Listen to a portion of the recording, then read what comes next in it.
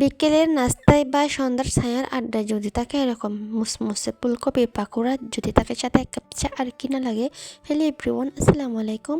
আবারও চলে আসলাম নতুন একটি মজাদার মুসমুসে পাকোড়ার রেসিপি নিয়ে। চলুন শুরু করা যাক। তো এখানে আমি একটার মতো ফুলকপি নিয়ে নিলাম। ফুলকপিগুলোকে আমি পিস পিস করে সবগুলোকে আমি ছোট্ট ছোট্ট করে পিস পিস করে নিয়েছি। তো এখানে আমি একটা চাকনিতে নিয়ে ভালো করে পরিষ্কার করে একটা আমি এগুলো সিদ্ধ করার জন্য দিয়ে দিব। সাথে সাথে সামান্য লবণ দিয়ে দিয়েছিলাম। তো এখানে আমি এবার একটা বাটার তৈরি করে নেব। বাটার তৈরি করার জন্য এখানে আমি চালের আটা আর ময়দা নিয়েছি পরিমাণ মতো। তারপর দিয়ে দিলাম হলুদের গুঁড়া, ধনিয়া গুঁড়া, মরিচের গুঁড়া, সামান্য গোলমরিচের গুঁড়া, তারপর একটা পাতা দিয়ে দিলাম মিক্সড মশলা, তারপর সামান্য স্বাদ মতো লবণ। চাইলে আপনারা এখানে ডিমও দিতে পারেন। আমার কাছে ডিম ছিল না তাই আমি ডিম দিই নাই। তো আমি এখানে অল্প অল্প পানি দিয়ে ভালো করে একটা বাটার তৈরি করে নিব। অল্প অল্প পানি দিয়ে মিক্স করতে হবে, নাহলে দলা থেকে যাবে। এই যে দেখেন একদম, এই যে আমি একদম ভালো করে মিক্স করে নিয়েছি। একদম আমি যেমন একদম আটালো আটালো হতে হবে, বেশি পানি দেওয়া যাবে না। তো এখানে ততক্ষণে ফুলকপিগুলো সিদ্ধ হয়ে গেছে। এখানে আমি সিদ্ধর পর ভালো করে ঠান্ডা পানি দিয়ে এগুলোকে আমি পরিষ্কার করে নিচ্ছি। তো এবার আমি ফুলকপিগুলোকে ওই যে বাটারের মধ্যে চুপিয়ে ভালো করে চুপিয়ে বাদ দিয়ে দিলাম তেলের মধ্যে।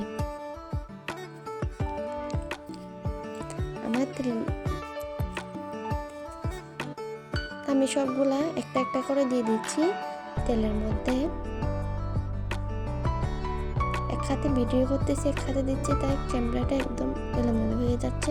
তো আমি একটা কাঁচটা চামচের সাহায্যে এগুলোকে আমি উল্টে পাল্টে ভালো করে ভেজে নিব। ভালো করে ভেজে নিতে হবে, নাহলে ভিতরে কাঁচা কাঁচা থেকে যাবে। এগুলোকে ভালো করে সিদ্ধ করে, যেমন সিদ্ধ হয়ে যায় ভালো করে এপাশ ওপাশ উল্টে পাল্টে ভালো করে নাড়াচাড়া করে ভেজে নিতে হবে। আমার তো উল্টা পাল্টাতে অনেক কষ্ট হয়ে যাচ্ছে। তাই দেখেন আমার ফুলকপি একদম মুসমুসে করার জন্য একটু লাল লাল করে ভেজে নিতে হবে, যাতে এক্সট্রা তেলগুলা চলে যায়। তাহলে নিচে একটা টিস্যু দিয়ে দিলে টিস্যুয়ে তেলগুলা খেয়ে ফেলবে, চষে নেবে। তো এখানে আমি এবার একটা আমি সস বানানোর জন্য কতগুলা নিয়ে নিলাম পুদিনা পাতা। আমাদের আম্মুর ক্ষেত থেকে পুদিনা পাতা আমি একটা সস বানিয়ে নেব।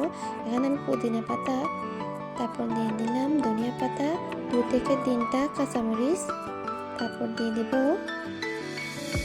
2 থেকে 3টা রসুনের কোয়া, একটু অল্প আদা, তারপর দিয়ে দিলাম গোলমরিচের গুঁড়ো, ম্যাজিক মশলা, লবণ দিয়ে, তারপর দিয়ে দিব চিনি। এখন দিয়ে দিচ্ছি চিনি লবণ দিয়ে ভালো করে আবার দিয়ে দিব লেবুর রস।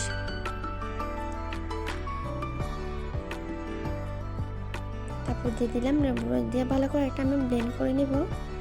এটা আমি এই যে আমার ব্লেন্ড করা শেষ। সেখানে একটু কাঁচামরিচগুলো থেকে গেছিল, যাক সমস্যা নাই। এই যে আজকে ভিডিওটা পর্যন্ত। আল্লাহ হাফেজ সবাইকে। কেমন হয়েছে বসে কমেন্ট করে জানাবেন।